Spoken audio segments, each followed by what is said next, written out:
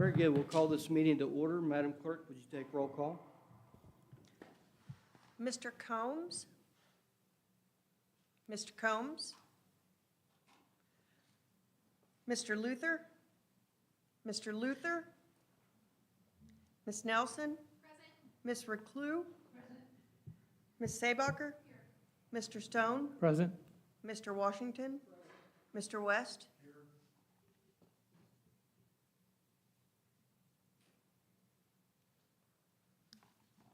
Okay, we have 6 present, 2 unaccounted for.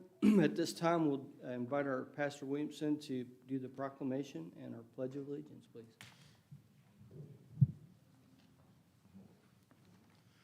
Let's pray together.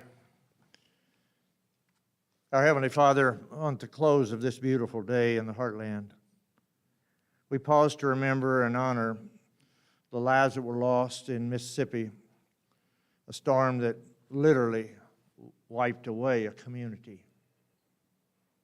At least 26, perhaps more, deceased and families grieving, and losses will be insurmountable for years to come. We pray for them and love them as our neighbors. Then just north and east of us, across the Mississippi, there lies Nashville. Once again, our hearts are broken for that community. Once again, children just getting a start and a breath at this life, have fallen to violence that permeates every area of our nation. I pray, Lord, tonight for others who face these same dilemmas, for police officers and first responders who are in the face of these dangers. Yet we remember that we cannot lay all of this violence and turbulence at the feet of our law enforcement. Each of us has a place in our own community to see and know when things are wrong and say something about it, so that we can at least have a heads up to the possible trials that all of us face from time to time. We need your help, Lord, and we admit it. We are troubled on every side, yet we believe that you are our comfort and our stay. I lift up this session tonight, our mayor and council persons, the administrators, and all who lead the life and work of this city every day, every boot on the ground that keeps us progressing. I pray, Lord, for the work that's done here tonight, both in discussions, and reports, and any decisions that are made. We always pray, Lord, that first they are pleasing to you. I pray for the extended city family. I pray for anyone here who is bereaved, who suffers physically or emotionally.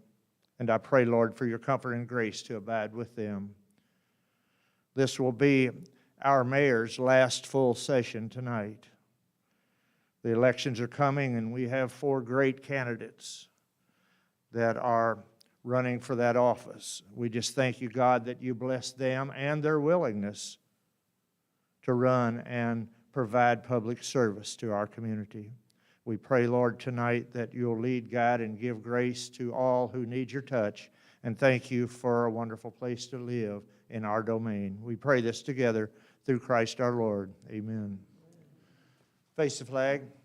Attention, salute, and pledge. I pledge allegiance to the flag of the United States of America and to the republic for which it stands, one nation, under God, indivisible, with liberty and justice for all. Privilege, sir. Okay, next up, we have a request to amend our agenda. We had a kind of a last-minute request to talk about a potential Easter egg hunt. So at this time, I would entertain a motion to amend the agenda. Mr. Mayor, I make a motion to amend the agenda for the additional item. Any discussion on this? That will be item C under new business. Thank you. All right, all those in favor say yes. Yes. And opposed, no. All right, next up we have a public hearing. Tonight's hearing is for the consideration of reclassification of attractive land located at 2011 King Carter Boulevard, Lot 9, Fulton, Missouri, from its present zoning designation C3, Planned Commercial District, to C2 Commercial. And the format will be as follows. I'll call for three calls for anyone wishing to speak in opposition, and then 3 calls wishing to speak in favor. And if you wish to speak, just come to the podium and give us your name and address. And I'll declare this meeting open. First call is anyone present wishing to speak in opposition. And second call. Third call, anyone present wishing to speak in opposition to this matter.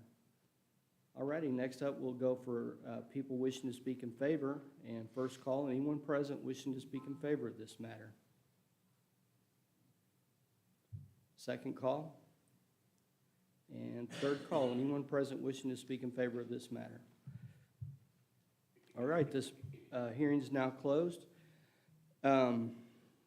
At this time, we have a proclamation that I'm going to present, and there was some discussion about who to present it to. And it's a proclamation recognizing Women's History Month. And if you would, all of our women up here on stage and also in the crowd, whether you're leaders in a business or at home or in any other avenue, we all appreciate that and want to recognize that. So if you would all come up here, I'll bring this down, and you're all recipients of this, and we appreciate every one of you. So.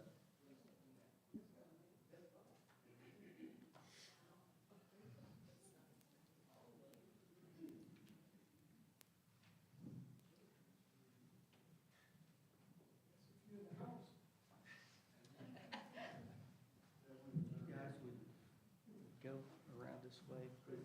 You ladies, I'm sorry.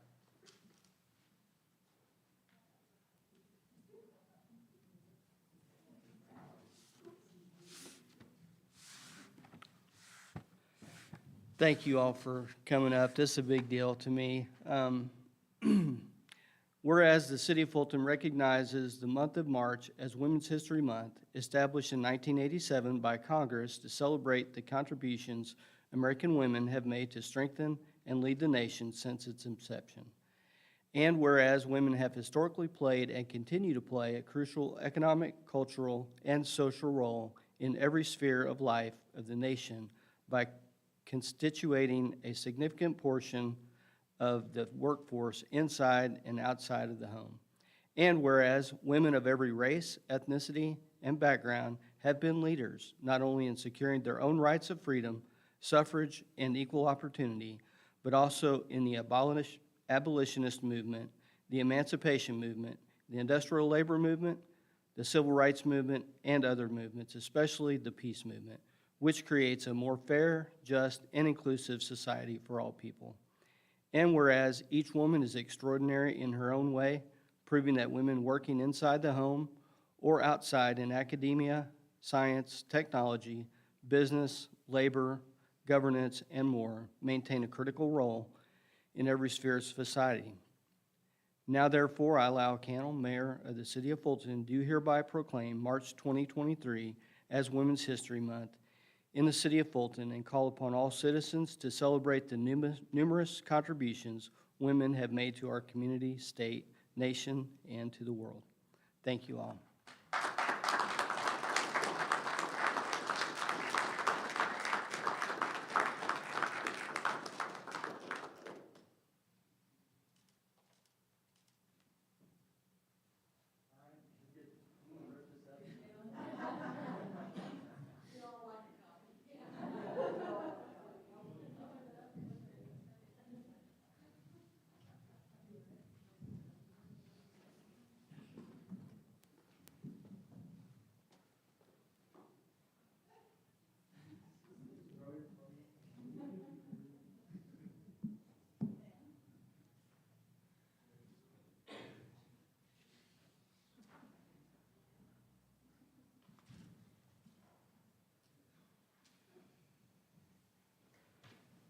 Very good. Thank you all for indulging us with that. And any time's a good time to celebrate the important leaders, and especially the women leaders in our community. So thank you all for being who you are and doing what you do. Next up, we have comments from visitors. Anyone wishing to speak to the council, if you would come to the podium, give us your name and address, and keep your comments to 5 minutes or less.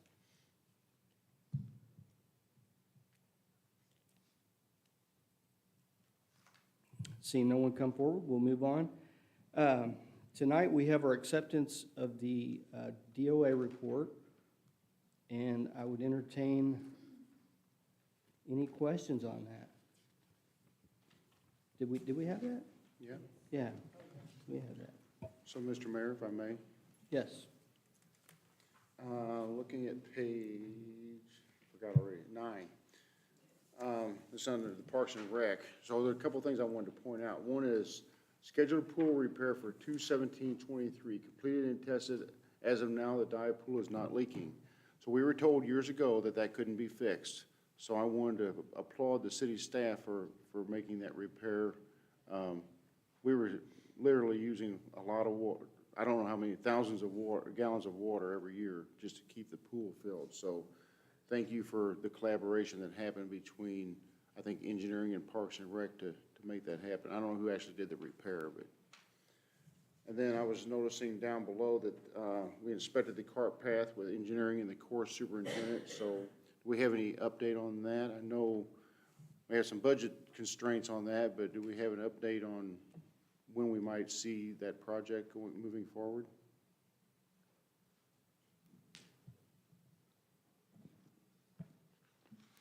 So we are in the process, and I'm sure Kyle might have some additional, but what we're doing is also obtaining from outside vendors, pricing to find out what an outside cost would be so that we could have the ability to formulate what cost would be to do it internally, as well as formulating a timeline for doing it.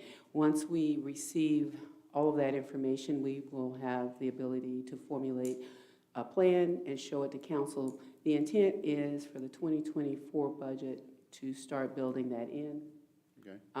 We're right now thinking it would probably be done in 3 parts, which might be over the course of 3 years, tackling the worst part of the cart trail first. Yep.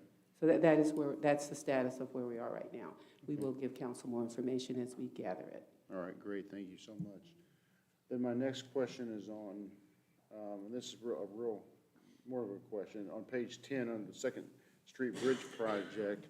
I've been getting a lot of questions from the community and out at work of how long this is going to take, and I probably ought to know that, but I don't recall. So what's our timeline? Estimate, obviously. Weather and all that kind of stuff can play havoc on us.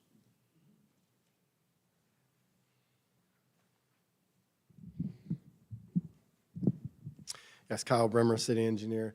Yes, Mike, 90 days, they have a 90-day window, which right now it basically means the first week of June. So you're looking at the first week of June. Thank you so much. That'll definitely be an improvement. I'm looking to see if I had any other question. I think that was it. Okay, whoops, wait a minute. Under fire, chief, under fire. 24. Set up American Sign Language training for department personnel through William Woods. Yes, we reached out to William Woods, and they had a instructor that came in, and we taught the basics to our department. Since we have a lot of hearing impaired in the city, we're trying to gain our knowledge on how to communicate with them instead of on pen and paper. Absolutely. So we ask them the basic questions, and they just the basic questions that we would ask on a medical call, or Okay. so we're trying to learn some sign language. Great. That might be a model for some of our other departments to do too. So I applaud your department for doing that. I think that's all I have, Mr. Mayor. Thank you. Chief, Thank you, Kevin. I have a follow-up on that, just to encourage. If you don't use it, you'll lose it. So I think it's important to reach out to them about having some refresh on the sign language. Yes, we actually started this last couple of years. Our assistant chief, he actually used to work at the deaf school, so he knows some sign language. And so we put it on our training schedule each year. Awesome, yes. Mr. Mayor, I had one item on Parks and Rec. And Clay, this is more of a reminder. I think it was under maintenance, there was a note about working on replacing the Memorial Park fence. That reminded me of a community conversation we had in these chambers probably about a year and a half ago about putting up some sort of barrier along Second Street and Memorial Park just to deter children from running out into the street from the splash pad area. And I'm not sure if we really hadn't brought it up again since, so I don't know if we've got that on a plan. And now that the Justice Center is getting ready to open, that's going to increase a lot more traffic in that, right in that focused area. So just as a reminder, we were going to put up something to slow the children down or to stop them before going out into Second Street.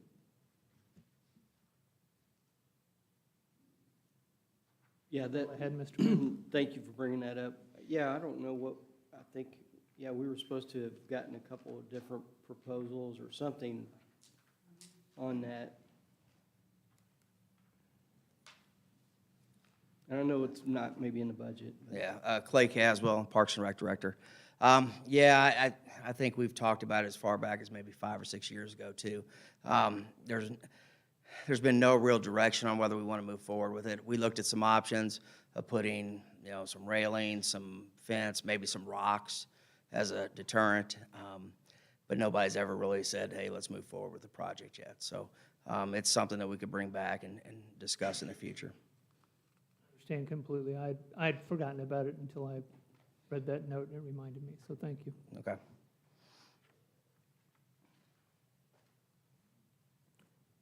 And I had just wondered how we're coming with our concrete trip hazard removal. I think that there was a email that came out or a Facebook post that came out about that it was delayed because of weather. Kyle Bremer, city engineer. Yes, Mayor, they're wrapping up this week. So we had some rain last week and a little bit this week that got in their way, but they did a little work on the weekend, on Saturday, to catch up. So they'll be done this week. It's looking pretty good. Yeah, it's their goal. I mean, the goal is to eliminate trip hazards. It's not to make everything perfect, but just keep in mind what the goal is, and that's to eliminate the trip hazards for the walking and for the non-walking. So. Not necessarily pretty, but it's sort of eliminating the problems. Mm-hmm. Yeah, gotcha. All righty. Any other questions for our staff? I'll entertain a motion. Or we already have a motion, don't we? No? Okay. Someone give me a motion, please.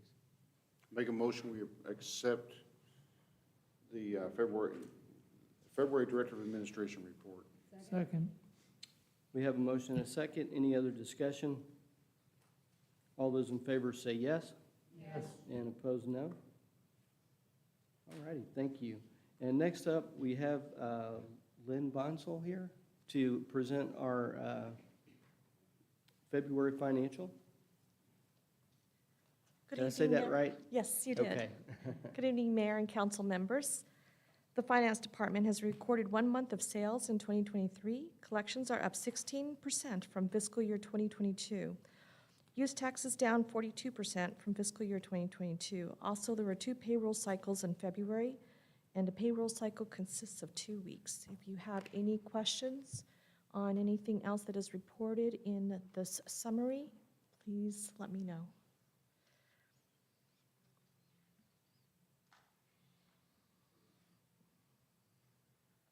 Move to accept the financial report as presented. All right, thank you, Lynn. Any questions? I had one question. Under Stormwater / Parks and Rec, we have, the balance of the Parks and Rec account says 1 million, and then there's a 1059, so I'm not sure. Is that second one an error? I looked for it elsewhere in the report, I couldn't find it, so. In the Stormwater Parks and Rec, Yeah, the second line, it says the balance in Parks and Rec account, 1 million, comma, 1059, so there's like too many digits in that section. Oh, I'm sorry, yeah, on page 2. I'm yes, sorry. okay. I see that. I will correct that and we reprint this out Okay, for thank you. council. Not a huge deal, I just, wasn't sure. Thank you. Very good. Any other questions? I'll call for that question. All those in favor say yes, Yes. and opposed, no. All righty. We do not have unfinished business tonight. On new business, Tamara Tatijan's here with the Chamber of Commerce to present quarterly update. Tamara? Hello. Tamara Tatijan, Executive Director of the Callaway Chamber of Commerce and the Fulton Area Development Foundation. And this is my quarterly report. You all met with the Chamber Board of Directors last month, and then you'll do that again in July, and I think I'm scheduled to return in October. So just as a reminder, this is our strategic plan. This is our focus for everything that we do every single day at the Chamber. This has been board approved, and we've been utilizing the strategic plan with some modifications since 2016. We are scheduled in the fall to have a revisit of our strategic plan to look and see if these are the things that we need to continue to work on, or if there's something that we need to add, maybe remove. Tonight, I've got kind of 3 things that I want to go over with you, and that's supporting our entrepreneurs, our hotel needs assessment, workforce development, and then I'll give you an update on some of our upcoming events. So supporting entrepreneurs, which you all know that Brianna Clathermis is our small business liaison at the Chamber, and her job is to primarily work with those small businesses that need assistance in starting up their business. Maybe they have a problem with financials, they need help maybe with social media, things like that. So last year, we ended the year with 55 clients counseled in the entire year. And already in 2023, we have counseled 36 businesses, which is fantastic. Last month, we had a conversation here about one of the things that would assist us, and I think you all as well, and y'all made that connection for us. We appreciate that. Is for Brianna and for Kathy to kind of work together and understand each other's roles. And so we're helping create that relationship for those two, and I think it will help us when we're counseling these small businesses. So thank you so much for that. So we did a hotel needs assessment. We started this back in October. We hired a consultant out of Springfield, and they came in and did this hotel needs assessment for us over a short period of time between October and the end of January. What they did is they identified that Callaway County has 10 hotel properties. 4 of those hotel properties are in the city of Fulton. The Smith Travel actually rates properties on a scale of luxury, upscale,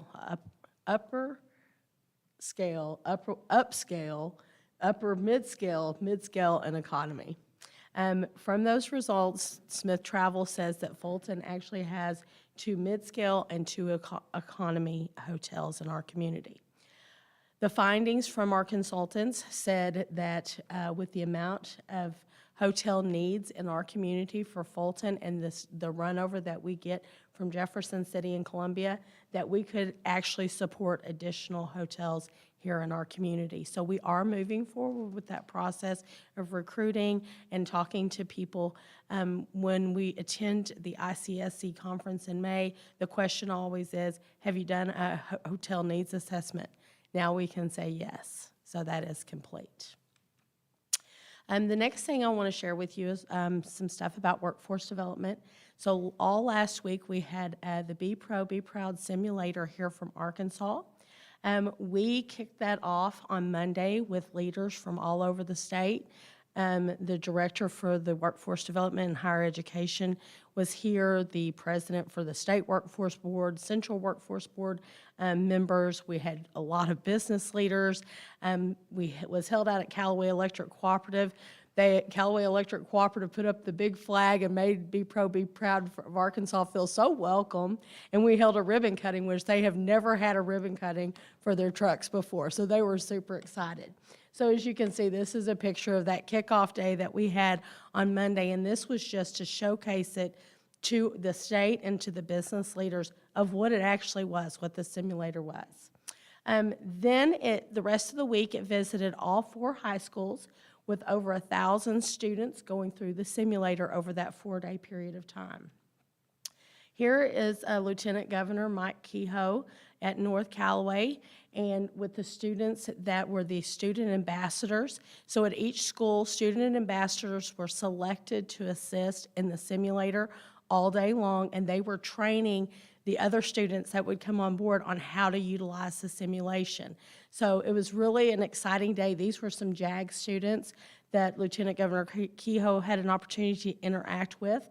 We also had a chance to put him on the excavator, and he really enjoyed that. Then on Friday, our own mayor came out to Fulton High School and had an opportunity to meet the school ambassadors that were there. And were you doing HVAC here? That's what I did in my previous life, so I thought, yeah, I'm going to try this out, and I really sucked at it. Oh, did you? Okay. I'm much better in real life. Better in real life. It was fun. It was So, great. you know, really the thing with these simulators is just really to spark the interest of the students and give them the idea of what these jobs are kind of actually like, and they are all these type simulations. We had some students that were doing the lineman, and they loved that, and also the CDL for the 18-wheelers. So I don't know if you can see this very well or not. This is a map that they pull up in the Be Proud simulator. And on this map, when they pull it up in Arkansas, it's been all over the place. They've had 177,000 students that have went through that truck in Arkansas. Be Proud has one spot, and that's in Missouri and Callaway County. And that is something to be excited about. Once the executive director left here and went back to Arkansas on Tuesday, I started getting emails from him saying, can you call this person? Can you call this person? Can you call this person? They wanted to know when it was coming to their community in Missouri. And they were really excited about it, but it wasn't coming to their community. We were able to secure them with the help of the Callaway County Commission and the ARPA funds to bring this here for one time to help spark those interests. But now our job is to move forward with that and try to bring our own truck to Missouri. Lieutenant Governor Kehoe is working on that. I spoke with his office this morning, so I will keep you guys updated as we move along with that process. Some upcoming events. We have our mayor candidate forum tomorrow night at the Chamber from 5 to 6 p.m. Our second annual Show Me Innovation Collegiate Pitch Competition is coming up next month on April 18th. That's for our Westminster and William Woods and Lincoln University students. Meet Your Future Employer. That is going to be our job fair, and all of the Callaway County school districts will be attending this. So we're actually taking registrations for that right now if the city of Fulton or any of your businesses would like to participate. Applications for Leadership Callaway Class of 2024 are due by April 28th. We're doing some things differently with that this year. I'm sorry. I'm struggling.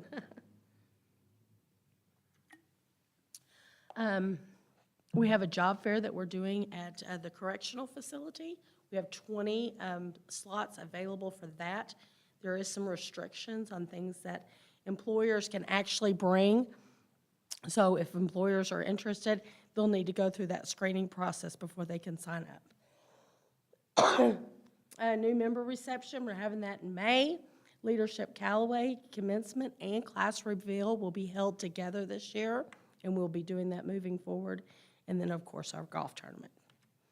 Any questions?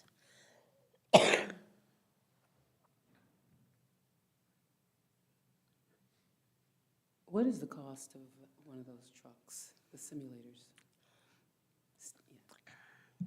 For the truck alone, it's about $1.3 million. It costs about $600,000 a year to operate. And you do that through sponsorships and legislation through the state. Are the programs add-ons or? So those simulators that they have, they're specific to your state, the jobs that you have a lot of openings to. And so Be Pro, Be Proud Incorporated actually has a contract with the developers for these simulators. So if there's something specific that we needed, then they could develop that for our truck. And it's kind of associated with that cost. It is a really cool thing. Kids were super excited too. I mean, and the adults as well, myself. But I was impressed that there's such a movement, sort of, to legitimize these businesses, these jobs that aren't necessarily for college, educated people, but just skilled trades. Right. So I loved it. I thought it was wonderful. Yeah, Thank you. it was awesome. We're glad they were here. Okay, no other questions. Thank you all so much. Tamara? All righty, next up, we've added this to our agenda tonight. Our House would like to come on up and tell us what we have going here. I don't know if I want to follow that. My name's Gina. I'm with Our House Homeless Shelters on Jefferson Street. We had planned an egg hunt, and it's kind of everything's falling apart with the weather. I'm embarrassed to come to you at this last minute, but I'm grateful for you to fit me in. We would like to request to use the Morgan Soccer Complex for our Easter egg hunt this year, which is going to be actually this Saturday. It was going to be held at the Callaway Fairgrounds. The weather is not cooperating, and there was going to be a lot of damage to the parking area, and we want no part of that or the cost to repair that. So we've asked, I submitted, and you could probably see that stress was setting in because I put the wrong date on my initial application. Should be for Saturday the 1st instead of the 9th. Last year was our very first fundraiser. We learned a lot. We're going to learn a lot for the next few years until we get it down. But we do plan on closing the gates. We don't expect it to be as big, nearly as big this year as last year. So if the parking lot seems like it's getting too full or it's going to get out of control, we have every intention of locking it down. We've got caution tape to do crowd control. We've got the board members are going to act as security as well as a lot of our guests so that we can't get any people bum rushing the egg line like last year. No alcohol is being served whatsoever. We have a very enthusiastic volunteer for our fundraising, and I heard there was a post about some Jell-O shots. That is not going to happen. We've reeled her back in. It's okay. And I think, do you have any questions about, there's going to be prizes, sending down home. I did bring an extra copy in case you needed a copy of their insurance. The band that's going to be there, I don't know that it's really fitting for the event. It's going to be more of an old-fashioned acoustic guitar, harmonica type thing. But it's going to be there. Mr. Mayor, I make a motion to accept and approve the request for the use of the soccer field for this event, as well as the ability to have the food truck on the premises. Thank you all very much.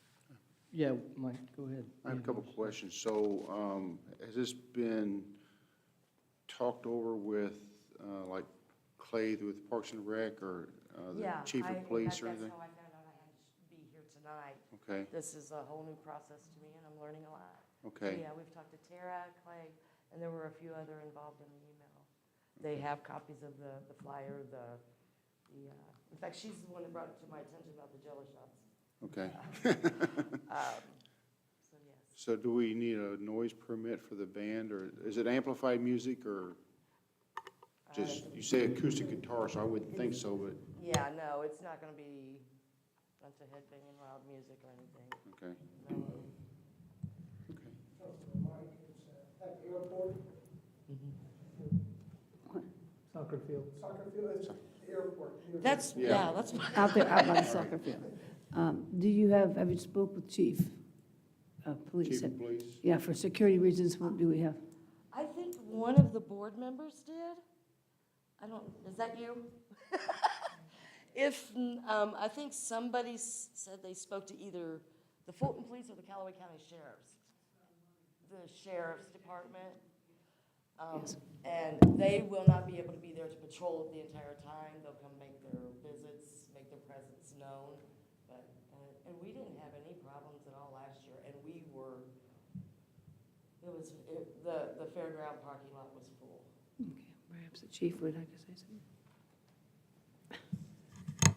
Seems crazy that you would need security at an Easter egg hunt, but I've heard these things get crazy. Last year, like I said, we didn't have any problems, but there was a group that decided they didn't want to wait for the air horn to find eggs, so they rushed the line. But other than that, that's the only problem we had. Bill Adwig, Chief of Police. I have not heard, but we can certainly make arrangements and have an officer in the area. We will do what we can to assist you in this if the council so wishes. No, I don't. We can have somebody in the area or come by. If they did talk to somebody at the sheriff's office, thinking it was in the county, but however, that is city jurisdiction there. Yeah. Sure. But we will do whatever we can to help facilitate a safe event.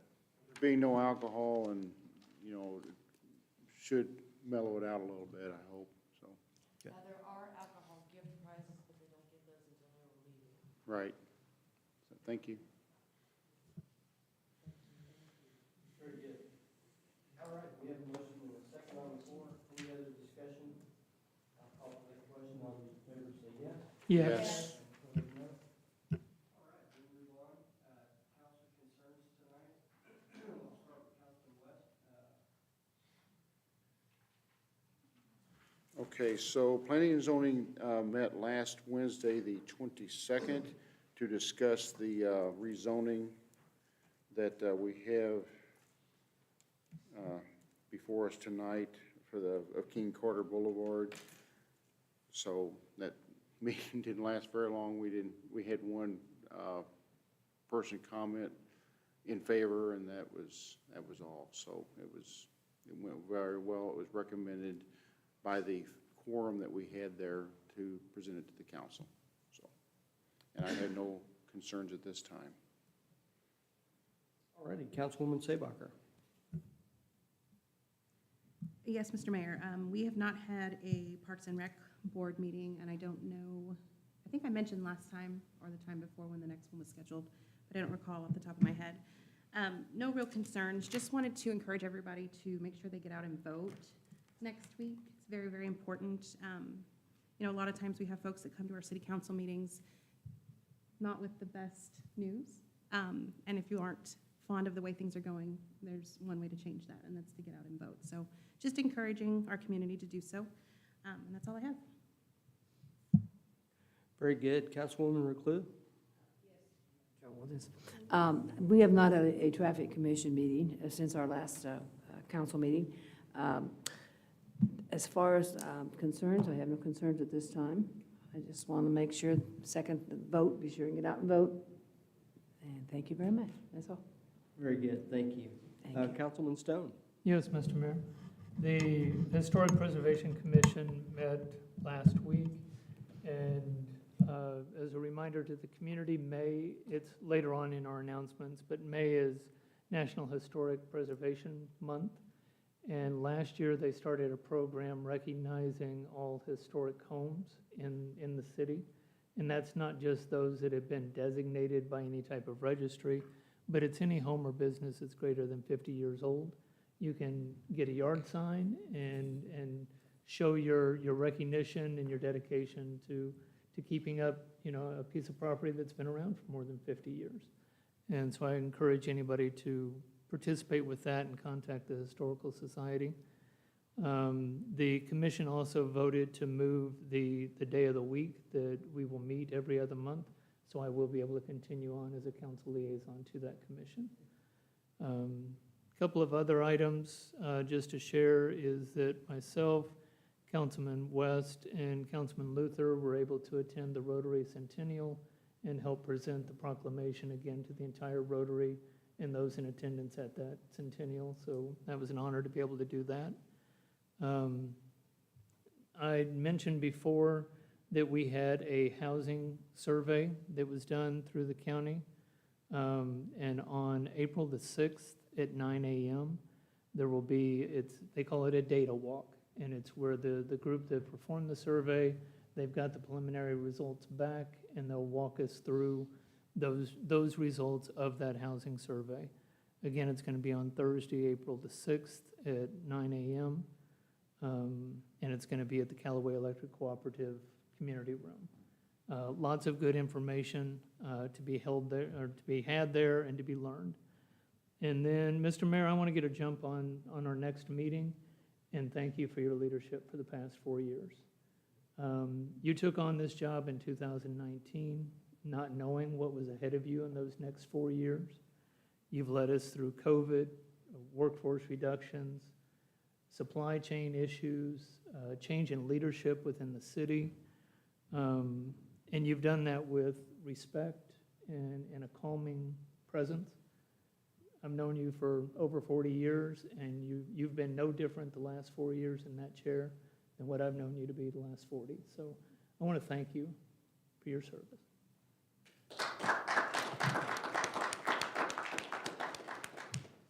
Thank you, Jeff. Yeah, like you said, we've been friends since we're in the plus 50 club ourselves, so coming from you, that means a lot, man. Appreciate that. It's been a pleasure. Next up, we have a couple absent. Luther and Combs are not present tonight.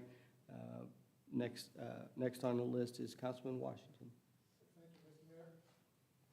Thank you, Mr. Mayor, and have an opportunity to ditto what Jeff has said. I appreciate your leadership and the guidance that you took this council and the city of Fulton. One of the concerns I had was, no, it wasn't a concern, it was something that was brought up to the council about health insurance that's available for the council and the mayor. I'm not sure if we need to have any actions on that, but we can discuss that a little bit later. But other than that, I have no concerns at this time. And I appreciate you bringing that back up, Bob. And the discussion I think we had in our work session was that it should be included in the job of doing an elected job for the city to be eligible to be a part of the health insurance plan, just like any other city employee. That's not atypical for cities to do that. And it would be something we could vote on and have done immediately.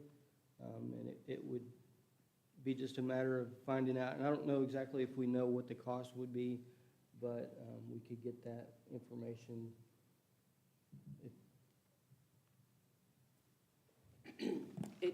Well, it's contingent upon how you all decide you want to structure it.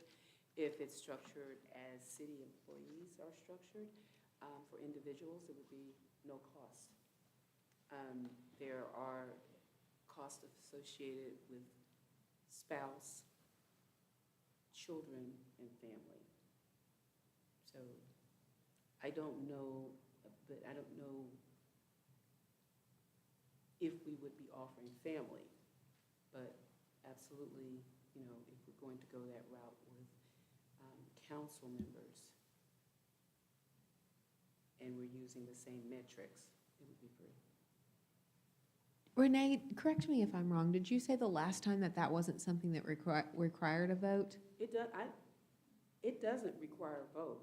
It just requires, if this is something you all want. In how it's structured. Because we're self-insured. Right. So we can make it happen. So I just need the instruction from council, yay, nay, or, you know, we want to do this, or some of us want to do this.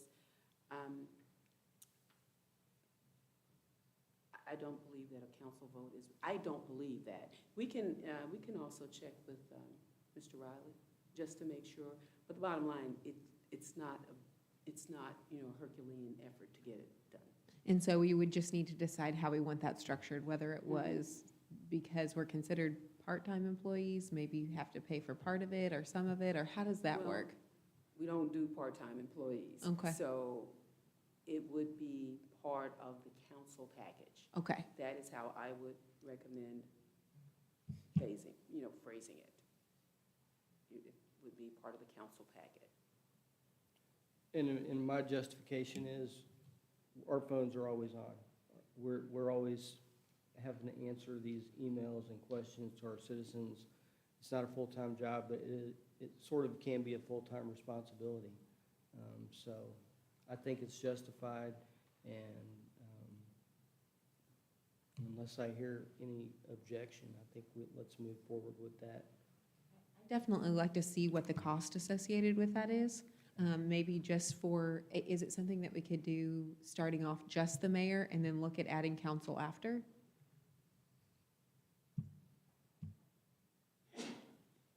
Cost for the city, for the entire coverage, or just maybe we can speak offline so you can give me a little bit of direction on what what we were talking about, and we can go from there.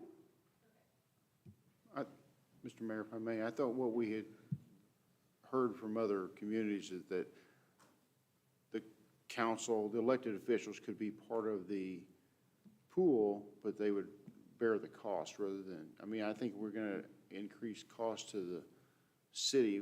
That would take more discussion and probably council action. I don't know, maybe not, but.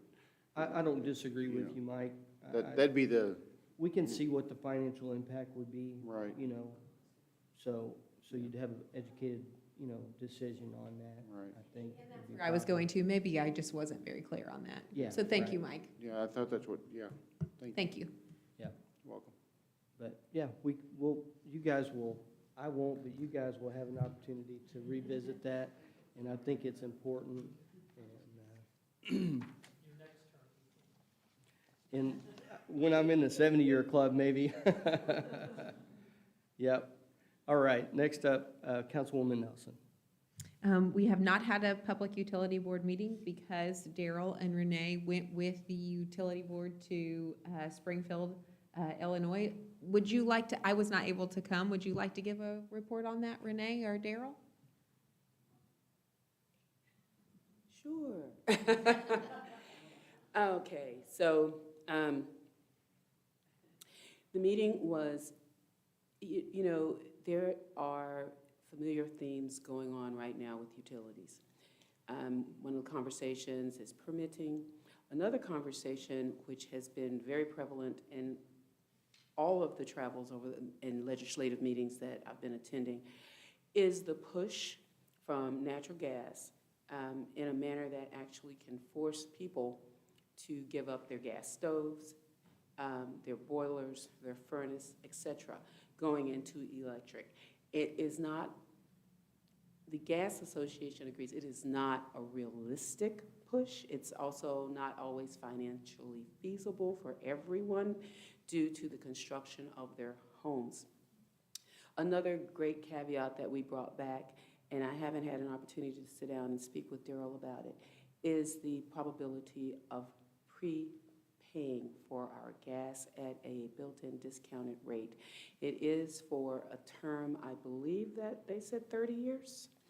And I have some, just because he is my SME, I have some questions. It sounds good, just the 30-year part, being locked in, is a bit daunting. The good part is, again, it's discounted from whatever market rate is, being charged at the time.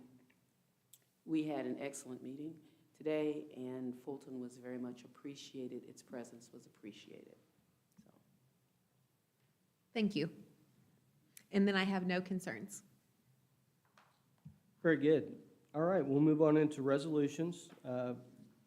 Councilman Stone, if you would present Resolution 3482. Yes, Mr. Mayor. Resolution number 3482, a resolution authorizing the mayor on behalf of the city of Fulton, Missouri, to execute an extension of the current contract with the Housing Authority of the city of Fulton, Missouri, for the provision of supplemental police services for a period not to exceed 2 months. I make a motion to approve resolution number 3482 at tonight's meeting. Second? And we had a really great meeting yesterday. These days are seeming long, but yeah, we've been doing a lot lately.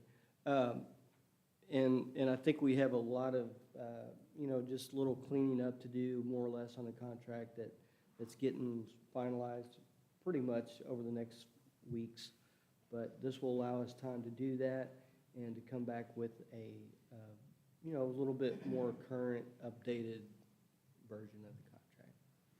Could I ask a couple of questions on this? Yeah, sure. I just want to make sure I understand it correctly. The Housing Authority pays Fulton for the use of its police force, is that correct? Kind of? Yeah, basically, yes. Within that, is that something that is a specific line item in our budget? I don't recall seeing that. May I answer? Thank you. So the contract has some language that initially when I saw it, it referenced salaries. That's not correct. It's a service agreement. It's my understanding, because $30,000 doesn't pay any police salaries. However, it does also help with, I understand we do background checks for tenants. We also provide police reports.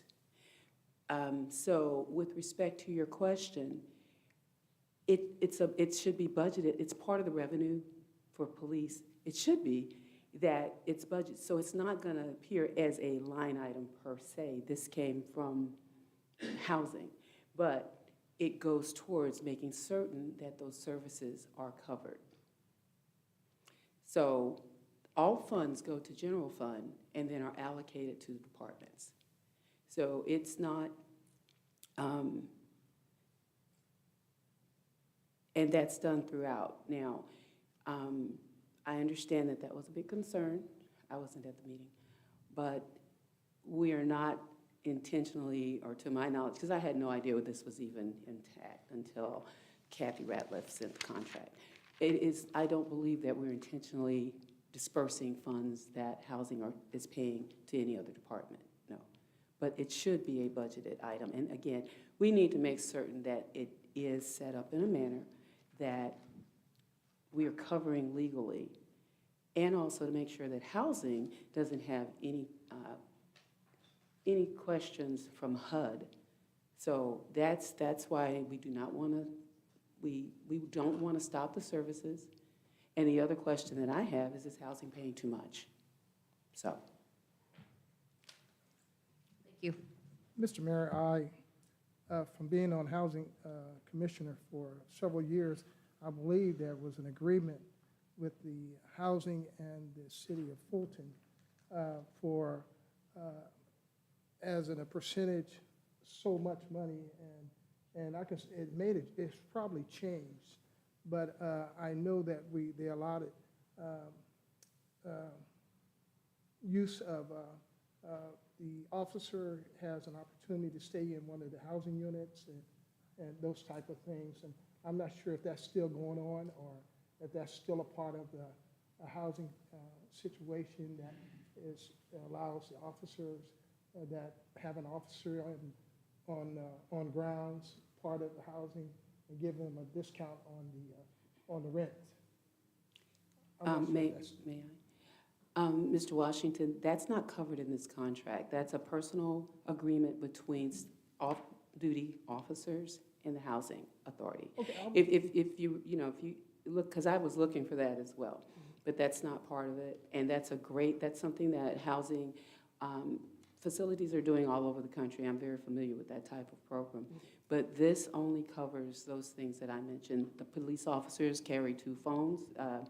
There are assigned people to the actual locations. They do not have to call 911, they can call the police directly. So these are great initiatives, but there's nothing covered in the contract. Now, only the furthest back that we found was a contract from, I believe, 2003. Because what we have tried to find is the actual origins. There was some speculation that at one point in time, the city actually had a grant. And once the grant expired, housing took over. I still haven't found that. We're going back a long time ago. So and I don't know if that's gospel. We're trying to find it, but we have not located that. So. I thought there was an officer that lived there. They do live there, but it's not under this contract. I thought we had a contract. That's what I thought. we I did. may be able to answer some of your questions.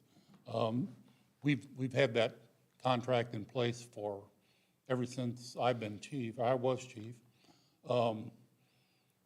It was never meant to provide for an officer. It was because we have to respond there anyway, whether we have a contract or not. I mean, housing today or tomorrow could say, we don't want a contract, and we're still gonna have to do the same thing we're doing now. So basically, that was just an extra 30,000 or whatever it was for the city, because they were good to us all these years. And I think that you're right, it started as a grant back in probably someplace in the 90s, maybe even further back than that. I know when I came here, there was a housing officer back in 97, so, and it was prior to that, so probably the early 90s, I would say. And good luck trying to find that. But I'll try to answer any other questions you may have about that contract. It was just over the years, it's got a little more complicated than we started out with. And as far as any liability, there's no more liability than we'd have answering any other call down there. And I think probably, if anything, it might protect them more. My understanding too was that it establishes specific officers that are familiar faces within the housing authority, and it kind of builds a rapport where people trust the Yes, police officers more? I assigned, and I think Chief Ladwick has assigned certain people to do that job for that exact reason. You get to know them. I think do they still have a phone? Yes. They And the carry. housing Yeah. provides Yes, a sir. phone, and so they put that number in their newsletter so they can be called directly, and they get to know them, and they give them information about what's going on down there and some of the drugs or whatever might be happening.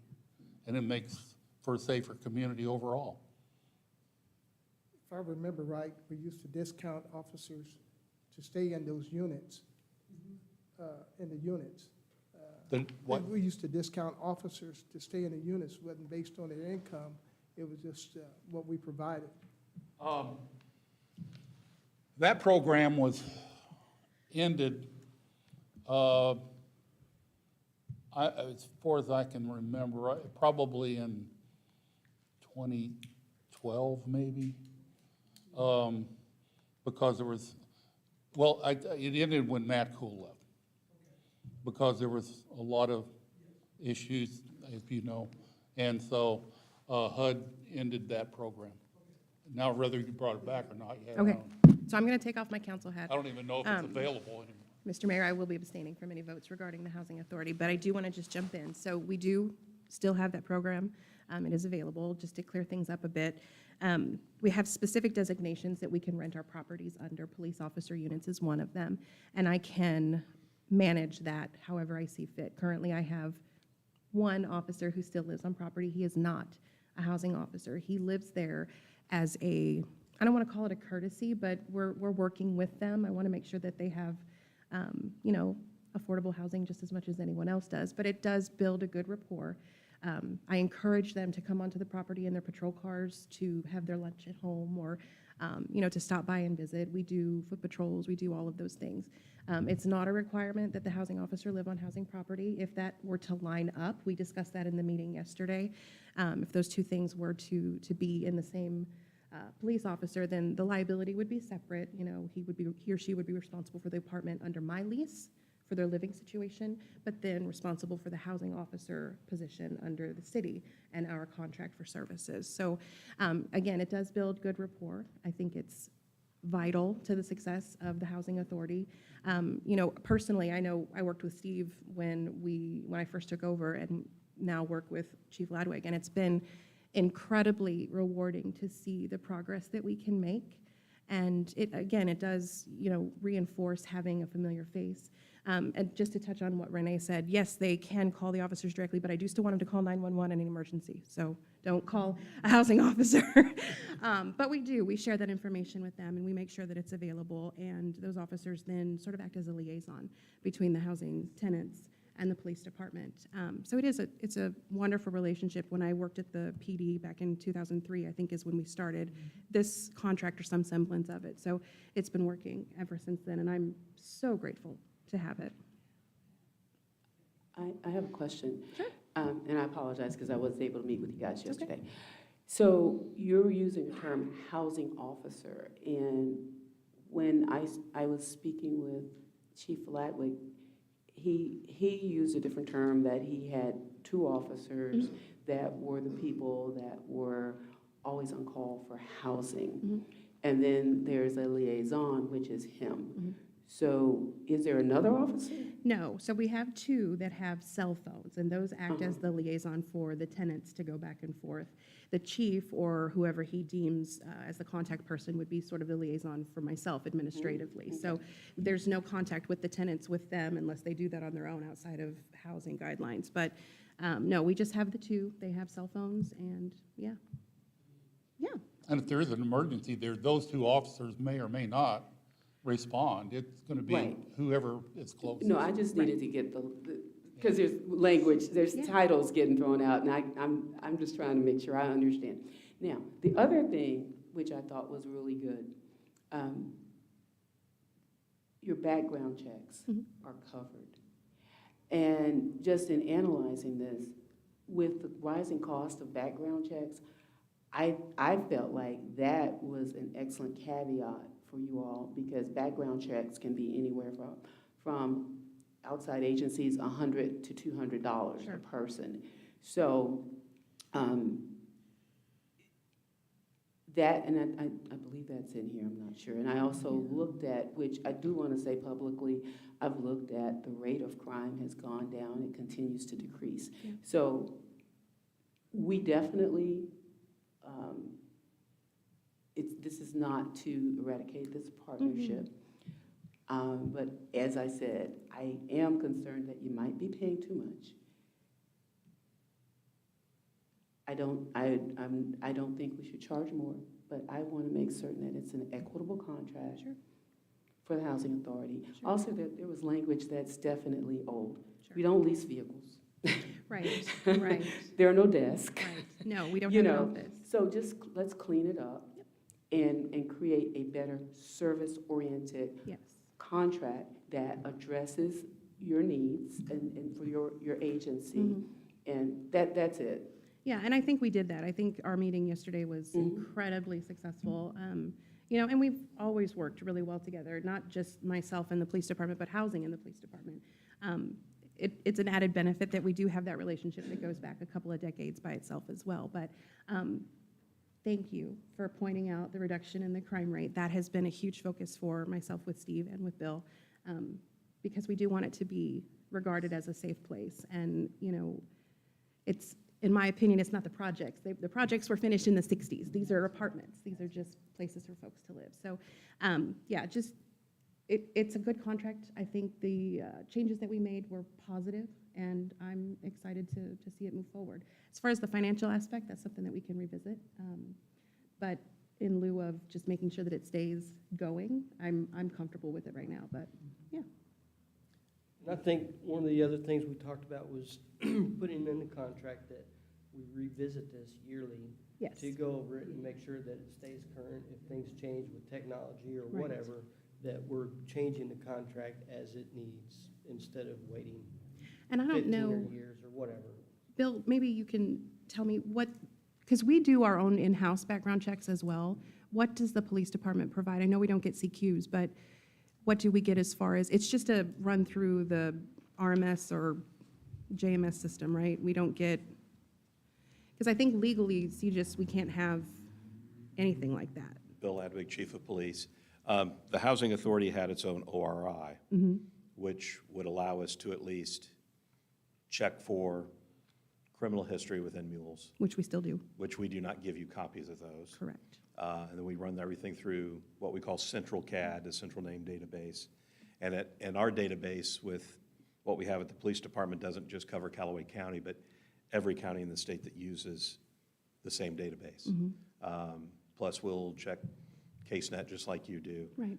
Because there are a lot of things that we may deal with a person in our normal course of business during the day that wouldn't ever show up in a background check, but it would show up in our central files. Right.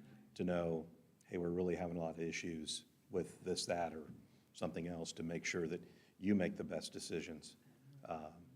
But no, the crime has dropped, and I think, the lack of crime is a better indicator of the lack of reported crime sometimes. And the housing neighborhoods have become some of the safest and nicest in the city.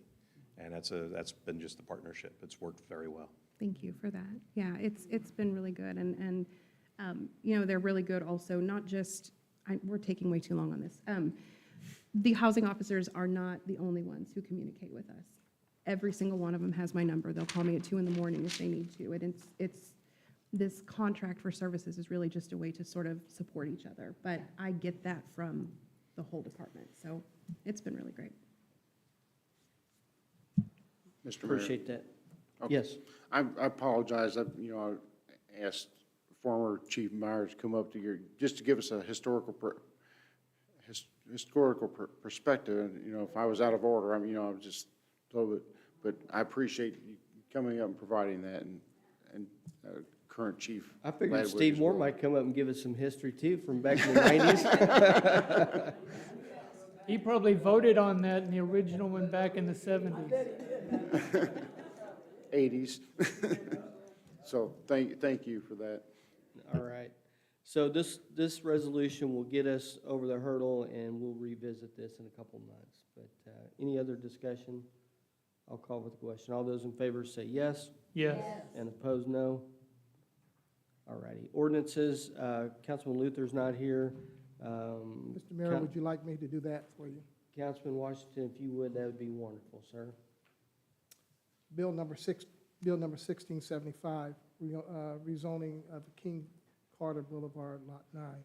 An ordinance reclassifying under the zoning code a tract of land, Lot 9, lot at the 2011 King Carter Boulevard in Fulton, Missouri, and establish an effective date. I make a motion that we move for second reading at the next scheduled meeting of our council. Very good. Thank you. We have a motion and a second. This reclassification is, I don't know if y'all remember, but it's basically that C3 zoning that's really weird, that really doesn't fit anything anymore. And we had talked about just doing away with that zoning altogether. But to do that, it was going to be each individual person that owns properties in that C3 coming to us. So it wasn't going to be something that we could just blanket do. So this is going to keep coming up for however long. But I don't know if anyone wants any clarification on what that is. I'm probably not the person to give it, but.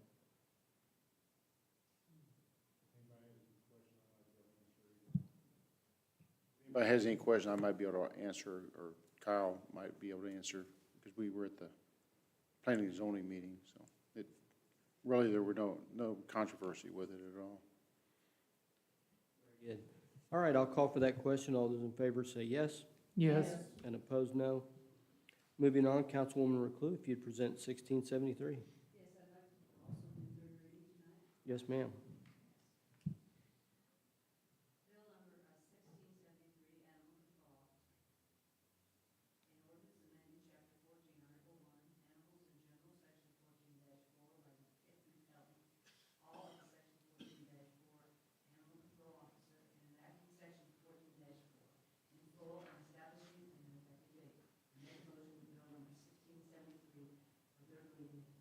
This meeting. Second.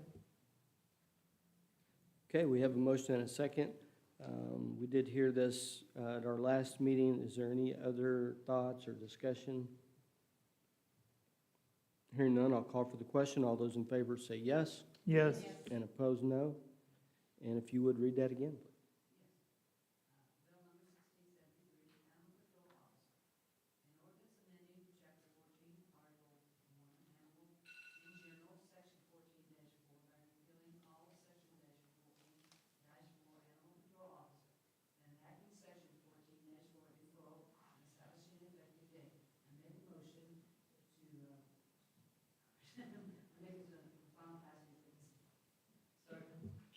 Very good. We have a motion and a second. Any discussion?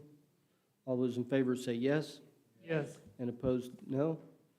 And you've all heard the bill read 3 times at this time, Madam Clerk. If you would take roll call for final vote.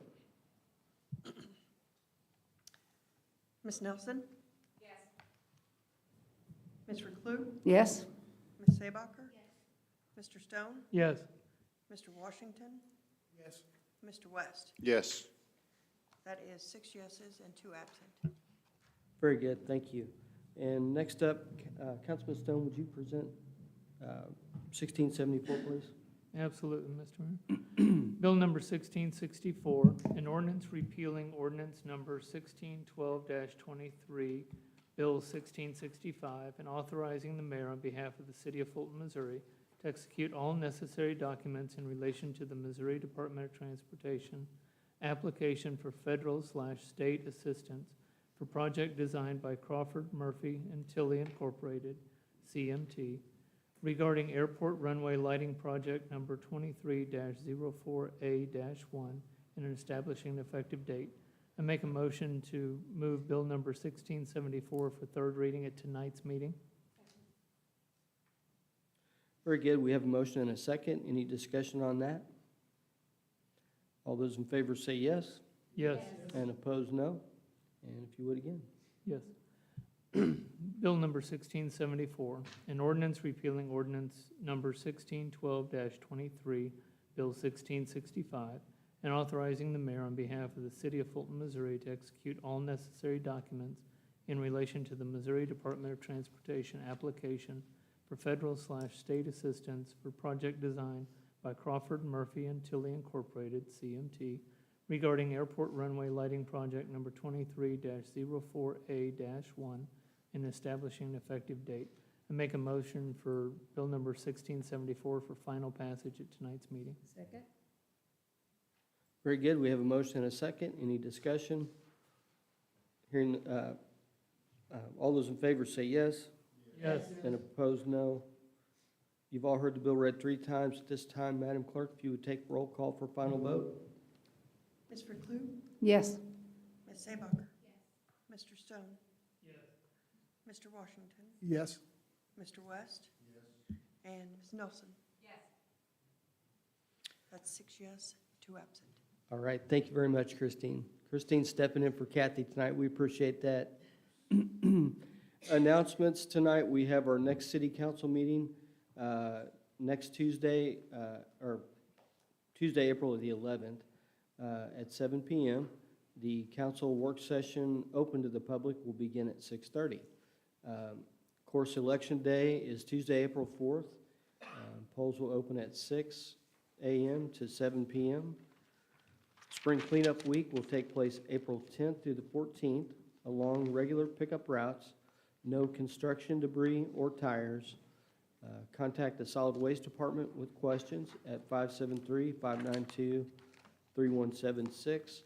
And we will have announcements going out on social media about the details of that. Of course, the 22nd Annual Clean Sweep will be held on Saturday, April 15th, the day following that cleanup week. And to register, call Parks and Rec at 573-592-3190. And lastly, May is Historic Preservation Month. If your home or business is more than 50 years old, you can request an application to be recognized as a historically designated property. For more information, please contact the Historical Society at 573-642-0570. And we do have a need tonight for a very brief executive session to discuss discipline, or hiring, firing, discipline, promotion of an employee or public government body. And I would entertain a motion. Mr. Mayor, I make a motion to exit to executive session for personnel issues. Okay, we have a motion and a second. Madam Clerk, if you would take roll for going to exec.